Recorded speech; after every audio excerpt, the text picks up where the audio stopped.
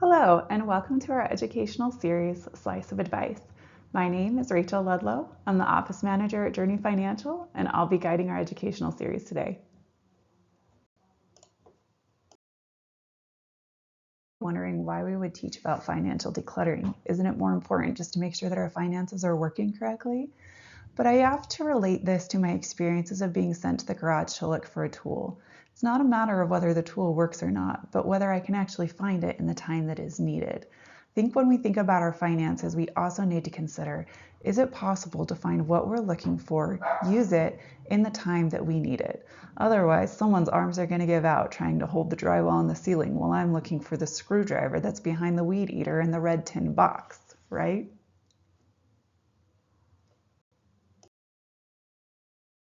So let's start by looking at things that can make life easier for you now in your own personal garage. So let's get started with what you can do right now to financial declutter. My first recommendation is look into any financial auto pay options that are available. A lot of times, things that you in general know the range of payment are easy to set up on auto pay by either reaching out to the company that can draft directly from your bank or reaching out to your bank and asking if they have free bill pay options. With a bill pay option, there is a slight delay where usually the bank will actually receive a copy of your statement. They will cut a check out of your account and mail it out to the company. So that does give you a few extra days. Auto pay is incredibly convenient where the amount will draft immediately out of your bank account and be sent to the company as the company requests it. Of course, you have to approve the initial auto pay, but this makes things very convenient for bills that you have a general expectation. This is especially useful for things like your utilities, your natural gas. One thing it's very important for is if you set up auto pay on your insurance, either health insurance, life insurance, home insurance, whatever it is. Those are things that you absolutely want to make sure are paid. And if it's auto pay, you don't ever have to worry about a thing. So definitely recommend that you look into auto pay to see if you can clean up some of the work and the effort and the clutter that you have to put into paying your bills. Now, when we talk about decluttering, one of the things that we just absolutely have to talk about is the difference between mail and email. Now, I'm not saying that one is absolutely better than the other, but I am going to strongly recommend, if possible, that you move as much as possible of your financial statements, your financial clutter, into your email. And that's for a couple reasons. First of all, your mail can be incredibly overwhelming. If it's anything like me, I have to walk down the road, take my key, which means I have to find the key, take the key, walk down the road, and by the time I open my little box, it's usually chock full of mail. And then I have to spend 20 minutes going through the mail, deciding what's important, what's garbage, what's junk, what might be a decent sale or not, I don't know. And then what actually is valuable. So it's overwhelming, it can take up a lot of time. Also, your mail isn't necessarily secure. We had a client that moved into a new house. She contacted her bank to update her checks, and they were told, we'll mail you out checks to your new address with their new address on the checks in, 4 to 6 business days. As our client was waiting for those checks, a fraudster was also waiting for those checks, was able to get in her mailbox, see the box that looked a lot like checks, take it out, and go spend her money out of state. It was a long and tedious process to get all of the fraudulent charges corrected, and that fraudster got away with thousands of dollars of items that were never going to be returned. So not necessarily is mail the most secure method. If you do prefer mail and you want to continue using mail no matter what, I'd recommend you run down to your local Ace Hardware, buy a mailbox that locks, and keep that key somewhere safe. One just easy way. Now, email, I know that there are concerns about security of email, and we actually are going to hold a whole nother seminar in May about protecting your online presence and how to bolster security on your email. But it is really nice if you receive things electronically because it's so easy to file. In fact, most emails will do the filing for you. If you say, I want every item that comes from Home Depot to go right into this Home Depot file, I don't have to look at any of the Home Depot ads that come to me. And if I think, I bought something at Home Depot, I would like an update on when it's going to be delivered to me, I can click on that Home Depot file, search delivery or transactions, and immediately only those most important things will come up. So I really would recommend that you use electronic for its ease, versatility, and make it do the work for you.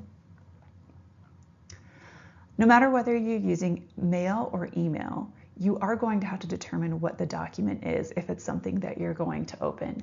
And almost all documents are going to fall in two main categories. It's either going to be your original, which I'll go ahead and just say keep that. Go ahead and keep the original. If you're opening something new, you realize this is the original plan, this is the original document, this is the new way that you're working with the company, go ahead and keep that document either in mail or email. That's something that you're going to want to keep because it's a contract between you and the other person. Even if it's for services that you plan on receiving, you're going to want to know what legally they have promised to give you. Keep the originals. When we're talking about maintenance though, my hard and fast rule is basically keep one a year.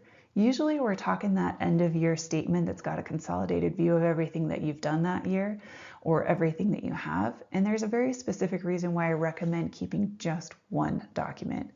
If you are going throughout, let's even give the example of February. If I only had December of 2024 statement and I thought that the auto pay on my utilities seemed a little strange, even without looking for the actual statement of this month or of the most recent month, I could go and pull my December statement. I would have the telephone number, I would have the account number, I would have the name that the account is under. Most of the information that I'm going to need, I could actually pick up and call and work with the company. So now that we've decided generally how many you need to keep, let's talk about the different types of documents that you will be receiving either electronically or in the mail. First of all is statements. Statements, again, I recommend that we stick to keeping at least one a year. In general, that's going to be enough that you could go back and collect. Even at the end of the year, if you needed to run your taxes or your statements, needed all of the statements for that year, with that end of year statement, you could pick up, call the company, have them send you every other statement for the rest of the year. One thing that a lot of our clients get bogged down in is trade notifications. Now, I don't have a massive account, but I went and looked at mine from Charles Schwab, and within the last year, I've had 42 trade notifications sent to me. Now, that's a lot of documents, and that's a lot of notifications that I don't necessarily want to weed through every single day. But here's the thing, if you're not doing your own trading, these aren't really things that you're going to need to keep or hold on to. If you trust the manager, if you trust your advisor, then you can see these trade notifications and kind of just shrug your shoulders, shred it, and move on. A prospectus. Now, legally, you are going to be required to get a prospectus. And if you're nervous about it, hold on to the original. But in reality, if there is a prospectus change, say on something like a mutual fund, it's not going to be a make or break for you. And if it is a make or break, it's usually going to come out in a different type of notice, or you're going to hear about it from your advisor or read about it in the news. The reason I don't recommend ever keeping a prospectus is because the prospectus is just to tell you what the company is going to do. And most companies will tell you what they're going to do in their name. Mutual funds are the #1 producers of prospectus. And do you know the way that mutual funds are usually labeled?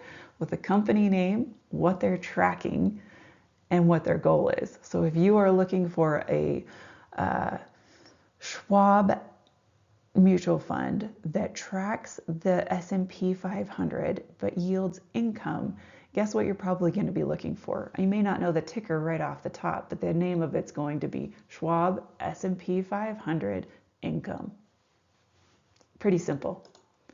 Voting rights. Now, you would be surprised at the amount of paperwork that comes out about voting. This here is about a 300-page document for voting in just one asset. Can you imagine if you're holding between 30 and 50 stocks, getting 30 and 50 of these every single year or every single voting season? It's completely overwhelming. These are not things that you're really going to read, go through, and make decisions on. I would firmly recommend that you take all of the voting documents that you received and shred them. Unless you're a major holder or unless you really think that you're going to want to participate in the voting of that company, it's a lot easier to just shred them.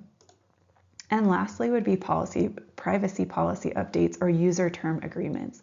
Now these in general, unless you're willing to walk away from the company because of their privacy policy update, there's really not much that you're going to do with this. The one thing I would recommend is that if you like digging into this, Dig in and scan for the opt-out option actions. These are things you can do to opt out of parts of their privacy policy. Otherwise, you either better get a lawyer to read through every document, every policy, every section of that, or better be ready to walk away, because if you're not going to sign that privacy policy, or if that's an update that you absolutely disagree with, you're not going to have a lot of options to make changes in it.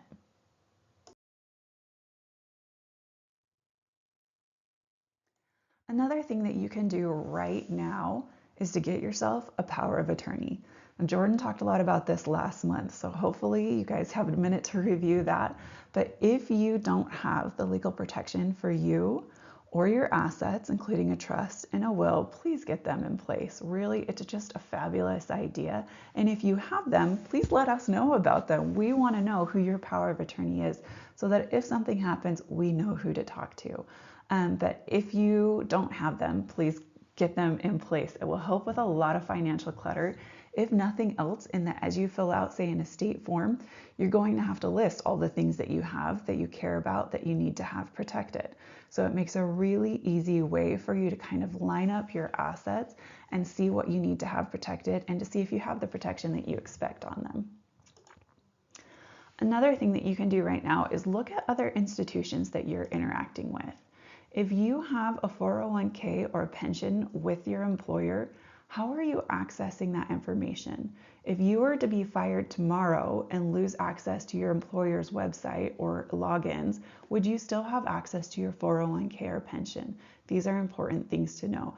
Do you have an external HR company that you would need to be able to reach out to in order to get access to this, or find out where they plan on pushing either out your 401k or how you would then execute your pension? Employee ID, also something we often don't think about, but is important to keep track of. If you own a company, you have LLCs, or you've had attorney works done, those are important documents that you need to hold on to and know where they're at. Especially keeping that original document, either the LLC, if you have an EIN created. If you're going to have to reach back out to a lawyer to get a copy of that, you better believe they're going to charge you again to get that copy. So make sure you have one of those, and it's always a great idea to have an electronic copy as well. It's really neat that there's a lot of things you can do even on your phone to be able to record some of those documents and either print them to a PDF or simply keep them safe and stored. And the same goes for your CPA. They have to keep your documents, or they have to keep a recording of your document for 3 years. However, they do not have to keep every receipt, 1099, or item that you take into them. So make sure you know what your CPA is willing to hold for you and how long. So that brings us to the all-important taxes. Taxes can be very daunting and being very worrisome as to what to keep, because the IRS seems so scary. But directly from the IRS website, the furthest that you will need to keep documentation back is 7 years. So anything from 2017 or before, you can go ahead and get rid of those documents that you're not going to require them. Get those deleted. The only thing that, while you're looking at these 7-year items, obviously you're going to want to keep some of the big ones. One I would like to specifically point out and recommend to you is to keep your charitable contribution documentation, especially if you're not taking a standard deduction but choosing an itemized deduction, because something like your bank statements, your work receipts, diaries, or logs, or your charitable contribution is higher than the standard deduction, so you're choosing to take an itemized deduction. Keep the things that are going to support those itemized deductions.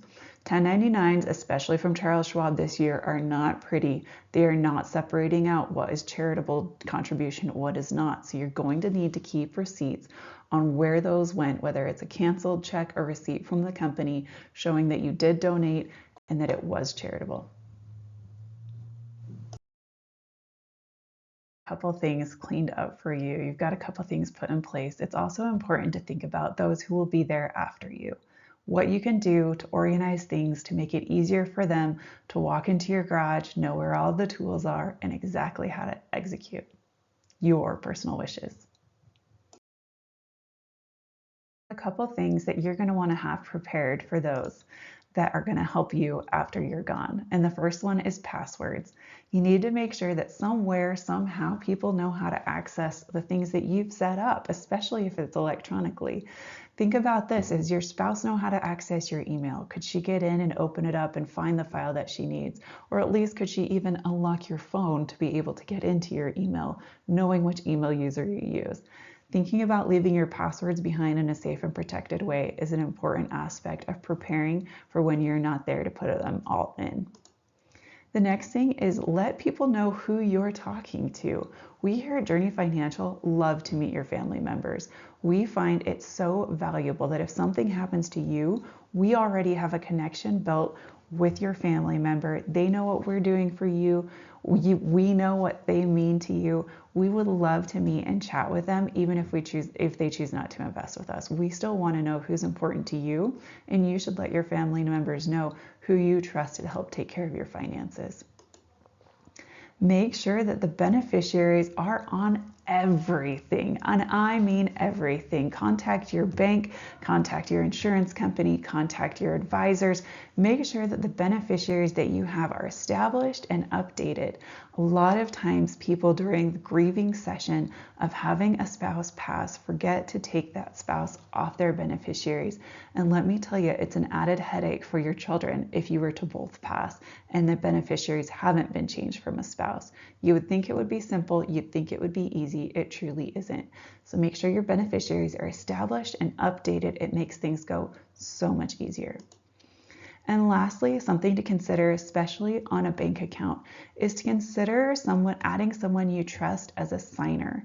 Not necessarily as a joint owner of that bank account, as you don't want them to be liable, but to have somebody else be able to write a check is absolutely invaluable if something happens to you. Because let me tell you an example. We had a client, his grandmother passed. The day after she passed, her debit card was immediately frozen, cut off, did not work. Even if someone knew the PIN, they weren't able to use that debit card. But he, as a signer, was able to write checks for the next year and a half. Not only paying the bills that needed to be immediately written and taken care of, but also being able to take care of things as they came up after her passing. So think about adding someone you trust as a signer. The things that are important and things that aren't. Let's talk about a couple storage solutions. Now, if you're a paper person, find something quick, clean, and cute. You want to be happy to take that statement, walk over to the box, open the box, and put it where it belongs. Make an easy category system, whether it's something for the house, something for your person, something for the kids, whatever it is that makes sense in your financial system. Find something quick and easy, and that brings you a little bit of joy. Now, if you absolutely hate filing but demand that you have to have paper, I'd also like to recommend what I call chaos organization. And that is where you simply get a banker's box or a paper box or some form of box. You write the year on the box, and everything you get in the mail, you dump in the box. Every receipt that you think might be important, put it in the box. Then at the end of the year, you put the lid on the box, you put the box in the closet, and you don't have to touch that until it's absolutely required or if someone asks. It's another way just to keep absolutely everything without it having to completely worry or clutter your life because it's all in the box. Not necessarily my absolute recommendation, but it is a method that I have seen executed with style. If we go electronic, we have a lot more options, and honestly, I would recommend that you personally look into some electronic options. And let me give you a really great one. At Journey Financial, we offer a client portal that is safe and secure. Here you can see a screenshot of one of our test accounts that's under my name, and you can see the overview of all the managed accounts. You can see I have a bank account that's attached and consolidated. You can see even if you look down here, there's actually an unmanaged account that I hold and is able all to link in one. I would strongly recommend that you find yourself, if you're not a Journey Financial client, find yourself a portal where you can combine all of your accounts, all of your assets into one. Having them held with one broker or dealer is very helpful for your generations, for the people who have to take care of you afterwards. but also having one view of everything really helps you understand what's happened through the years so that you don't forget that you took an RMD or a distribution. So our client portal is really neat here, where you can see the summary. Here's a general overview of the managed accounts. You can see that there was a distribution that was taken throughout the year. You can even see the rate of return. Demo made it really well this year. But more than that, there's also this little tab over here that is our document vault. And this document vault is amazing. You can safely and securely upload power of attorneys, deeds, titles, anything that you're truly concerned about. If you have a death certificate for a spouse that needs to be used towards financial decisions, you can upload it here and have it secured for years to come. That's one of the most beautiful things. Even when we here at Journey switched from one client portal to the one that we're currently using now, we were able to securely get all the documents that were kept in the client portal at the old place and transfer them into the new one because of the security and the ability to just hold on to those forever. Now, I mentioned we would link those accounts to the client portal using a third-party company called Plaid. We've done some deep research into them. They're a good company, and you can actually link external bank accounts. You can link Venmo. You can link saving accounts. Here you can see an example of a bank account that was linked, and it actually automatically pulled in categories, showed a little budget, and gave the last transactions for a good while. So kind of a neat and free little tracker that not only helped the client see the bigger picture of what they were holding, but then also broke it down into some specific budgeting or categories for them. So it's neat that there's a lot of programs out there that can help you do this for free. Party apps. Quicken, Rocket, and YNAB are all paid subscriptions that will track your income in and your spending out. You can document receipts and other documents with them as well. I this week downloaded SimplyWise and Monarch, and SimplyWise actually lets me take a picture of the receipt on my phone. So I can throw it away, not have to worry about it. It will store it, allows me to tag it into different folders. I would use these not so much if you're concerned about seeing the big picture, but more if you're really worried about exactly what's going in and out of your accounts. There's some really neat options out there. And these are a few that we would just recommend. And last but not least, this sounds like the most basic of basic advice, but if you do not have yourself a fireproof safe, go out and buy one today. They range anywhere from $40 to $4,000. You can get it as nice or as basic as you want, but especially with all that's been going on in America, it would not hurt to have yourself a fireproof safe to keep all your documents. So starting out, things that we would recommend you put in your fireproof safe would be legal documents. Keep a copy of your power of attorney.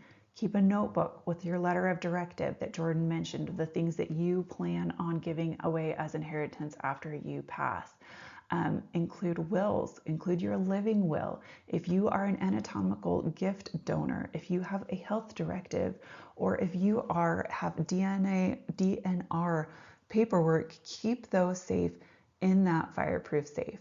I'm not saying that you shouldn't also have electronic copies, but I am saying if you were to be hospitalized tomorrow, would your children know your wishes? If the doctor's looking at not your spouse even, but somebody else asking, well, what does he want to do, and show us proof of it, would they know how to access these?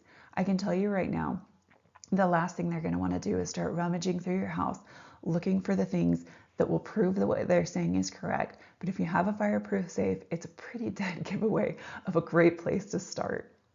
Another thing that we would recommend you put in your fireproof safe is a notebook of passwords and account numbers. Now, obviously you want to have this locked, but it is something that you want to update on a regular basis. Having a list of the accounts, at least the account company that you use, and the password that you have into it makes things so much easier for those who are left behind, especially if you don't have a signer on your bank or if you don't have auto pay set up. We had a client that was just the sweetest little old thing. Her husband passed, she was grieving, and as she sat in her house 3 months later, the power went off. And it turned out the electric bill had just not been paid for the past 3 months, and she had no clue if it was a city power bill or somebody else, and she had no clue how to pay it. She didn't have access to any of the funds yet for her spouse of how to pay it, and she was just sad and sitting in the dark. So don't let that happen. Make sure that you document your passwords. And if you're not going to document the account numbers, at least document the company that you're working with. Again, this would be a great place to store any of those original documents that we talked about. The life insurance policy, the actual policy, have it in a fire safe box. If you have an account opening, have that in there. If you have any paper bills or stocks from years and years and years ago, put those in there so that nothing happens to them. And then, of course, include identifying documents. If you have a spouse that has passed, you need to have a copy of their death certificate in there. Your marriage certificate needs to be in there. No matter how long ago it was that you got married, if you or your spouse has to prove that you were married, you need that marriage certificate from the state in which you were married. Make sure you have that in there. Of course, passports, social security cards. Fireproof Safe is just a really nice and a really easy way to keep all of those documents together, and then also to keep them safe, including titles, deeds, anything that would need to prove that it is yours, the name that is on it, and that it's a legal document, put it in that fireproof safe.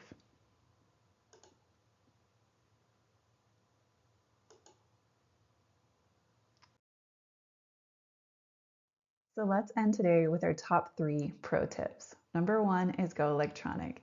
It makes it really convenient to be able to have searchable fields and things automatically put in files and folders. Number 2 is use what you have. If you have an advisor and a client portal, like many of our clients here at Journey Financial, feel free to reach out and ask if there's a way that you can see it, have access to it, or even utilize it better. Using what you have can help you see a bigger picture. And last of all is our fireproof safe. I know it sounds simple and I know it sounds basic, but I tell you what, these are one of the best wedding gifts to both give and receive. And they are absolutely critical if something is to happen to you or your home, to keep those important documents consolidated, safe, and secure.